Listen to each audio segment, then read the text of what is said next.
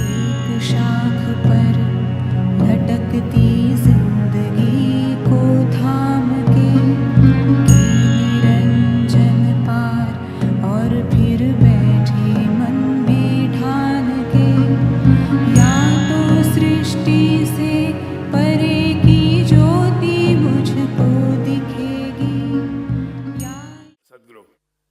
So, we are having a huge audience of more than 5,000 doctors from more than 18 countries. So, all my questions are going to be many things that the people have asked you, but I'll ask from a medical angle.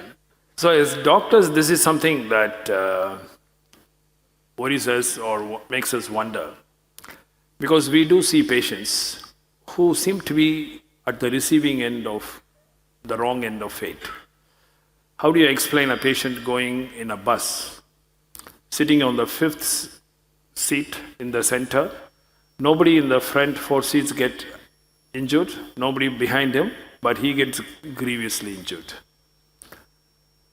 And he comes to the hospital, and some people get all the possible complications when they go through the treatment.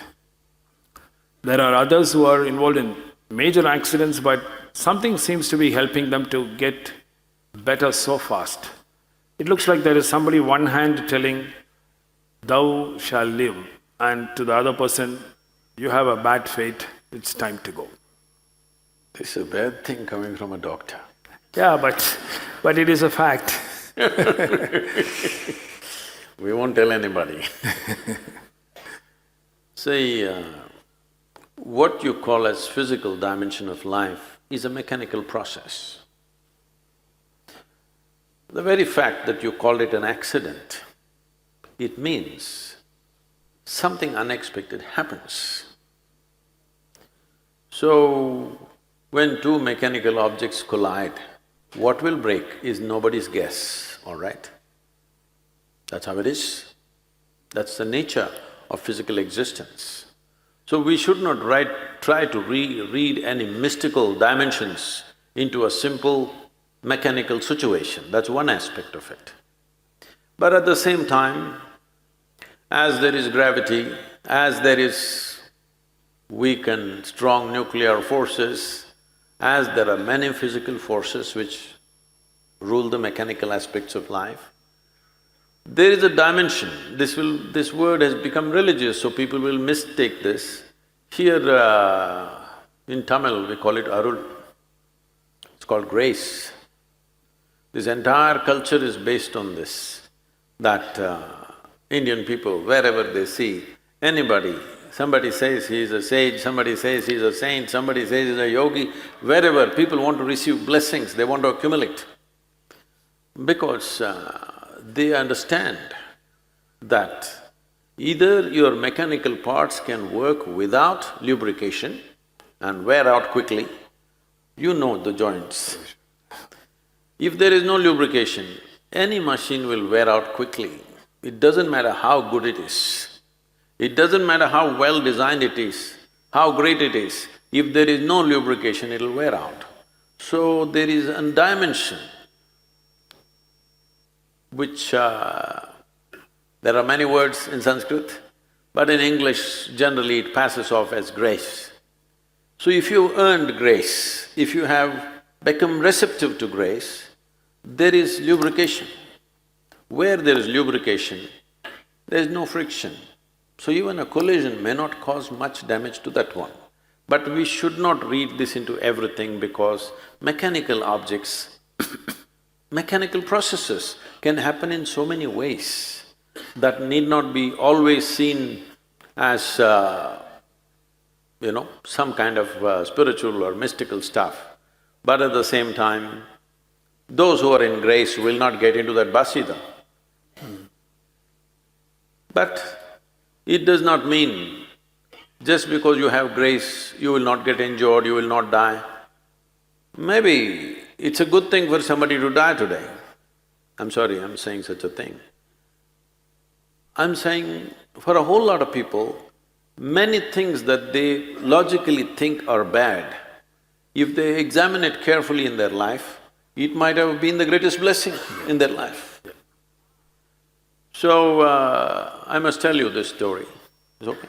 Oh yes, I mean, we love stories. This happened a few years ago. I like to go into vegetable markets, this is one of my fads. When I'm driving on the highway, if I see a shandy, I will stop, get down and get into the vegetable market. Well, I have no cooking coming, I can't take these vegetables and cook somewhere. But in India, buying vegetables is an art. In our families, they trained us from a very young age how to buy vegetables. For what you must buy how. Different things. When we were young, our family's boys are trained how to buy fish, how to buy meat, how to buy vegetables, for which dish, what kind of vegetable you must buy, this is a big training process. So, I'm well versed in those things, so I get down and go around, bargain, because you must bargain, because it's not just about vegetables, this is a kind of an interaction. So I bargain everything. When they come down to my price, I just give them the money, not take the vegetables and go on, because I have not come there for vegetables, I have just come for the experience, just trying my skills. So, one day I went in Bangalore city into a vegetable market. There was a small vegetable shop, very small one. A man was sitting behind, I just looked at him. He was just a shining being. I just looked, my God, what is he doing here? Then he turned and looked at me, our eyes got locked, and I just looked at him and he burst out laughing. I also laughed and went up to him and asked, what the hell are you doing here, selling vegetables? Then he said, you come sit here. So he made me sit in his vegetable shop and he told me his whole story. I'll try to make it very brief. He got sick and he got admitted into a general hospital in Bangalore. A general hospital, general ward is acclimatization to hell, normally, I'm sorry. So he was there and every day he thinks he's going to die, but he doesn't die. One more day, it goes like this. Every day he thinks he's going to die and he doesn't die. After over 2 months, his wife stopped coming to the hospital. She got tired of visiting this guy. He's neither going to die nor to get well. Then the demand for the beds became such, they put him outside in the corridor. With just one sheet, he was in the corridor of the government hospital for another 2 months. Every day he thought he will die, but he did not die. One day, suddenly he realized something, he sat up. Within about 7-8 days, he walked out of the hospital and became ecstatic and blissful. His wife, his family, nobody turned up, but because earlier he was selling vegetables, he continued to sell vegetables for a living. And after almost 3-4 years after such an incident, he saw me for the first time and we kind of buddied up. And I said, how? He said, I said, what do you do here selling vegetables? He says, I bless everybody, they must get sick for 4 months.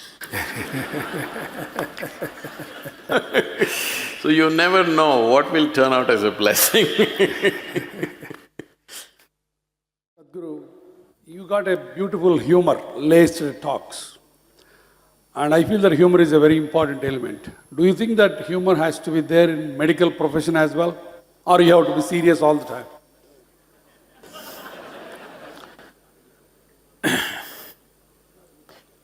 Well, for the patients who come to you with something broken, it's not funny.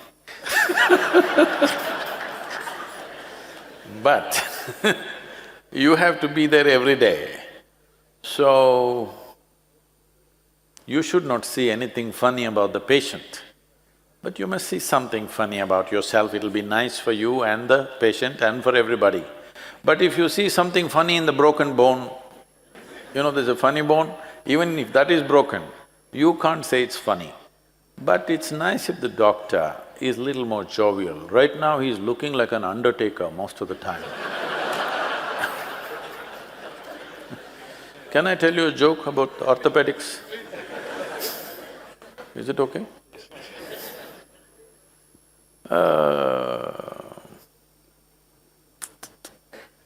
This happened. This was an amputation case.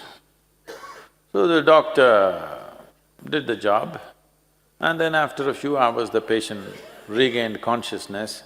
Those who conducted the surgery, they were all standing there, looking at the patient with some concern. When he opened his eyes and blinked, they said, "We have some good news and some bad news. Which do you want first?" He said, "Really? What is the bad news? Because I already lost a leg, what can be the bad news? More bad news." He said, "See, this was a new nurse. We have a blue tag that needs to be put on the leg. I clearly told her it's the right leg, but she came, she always can't figure out what is right and left, so she looked at her wedding ring, this is left, this is right, and she put it on this, so wrong leg, and we amputated the wrong leg." He said, "Oh my God, you amputated my wrong leg, then what the hell is the good news?" He said, "The good news is, the gangrene leg is recovering pretty good."